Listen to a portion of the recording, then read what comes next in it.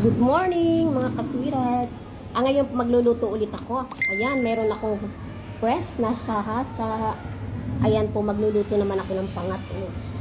Ayan. At meron din po akong kamatis. Ayan. Pero meron na po akong in-slice. Ayan pabilugang slice. Ayan mga kasweetheart. Pati kamatis ko pabilog. So, magluto tayo. First, ganito lang po gagawin natin. Maglalagay tayo ng sibuyas. Ayan.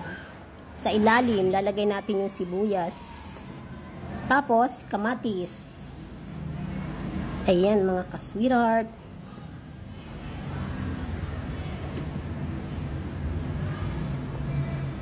Yan. Tapos, lagay natin ang sili. And then, lagay na natin yung fish. Ayan po. Lagay natin yung fish. Ang sarap nito mga kasweetheart. Try nyo.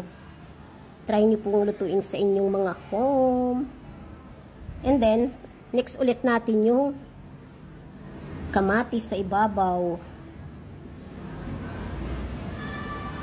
Ayan po.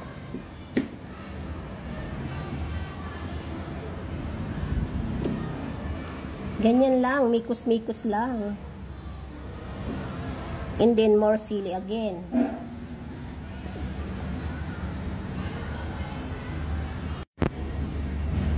Mas masarap po kasi yung maraming kamatis at sibuyas. Grabe. Ayan, ganyan lang po. Try nyo to, napakasarap, grabe. Marami kayong makakain kanin.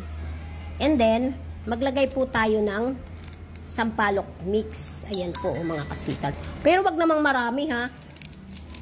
Pero kung gusto niyo maasim na maasim, kasi kami gusto namin mild lang yung asim.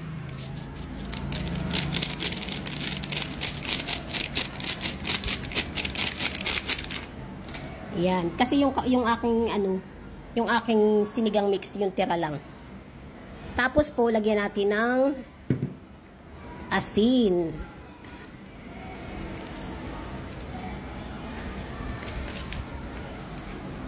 Ayan po. And then, pamintang buo.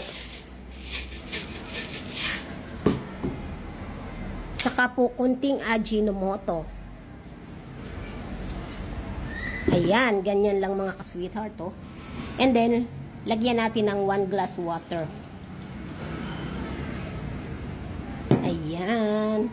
So, ready to cook na to, mga kasweetheart. So, ngayon, isasalang ko na po siya. Siguro 4 minutes ko lang siyang pakukuluan. Pero, wag naman yung marami pa siyang sabaw. Kailangan kasi, medyo patutuyuin nyo siya ng konti. Yung may isasabaw naman kayo sa kanin, hindi naman yung tuyong-tuyo. Ganun po yung pangat ng hasa-hasa. Ngayon po, isasalang ko na siya.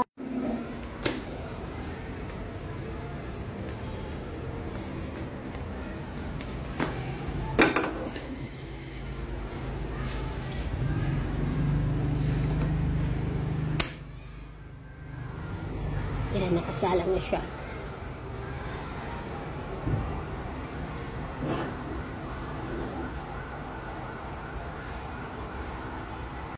Kailangan takipan natin siya para hindi lumabas yung init at lutong-luto kailangan. Ayan, mga kasweetheart, luto na po ang aking pangat. Yan, ganyan lang po. So, yummy, yummy.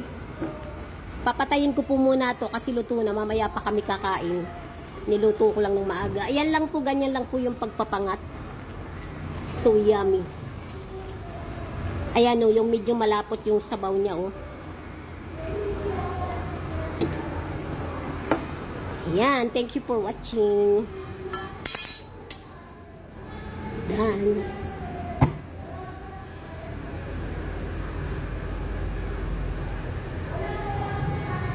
Ayan, nakapagluto na po ako ng lunch namin.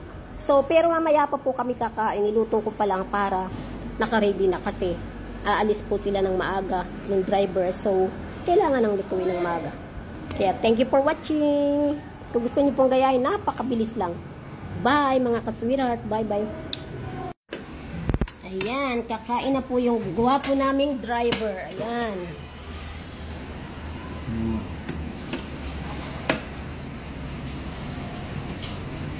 Gusto mo may sili tay?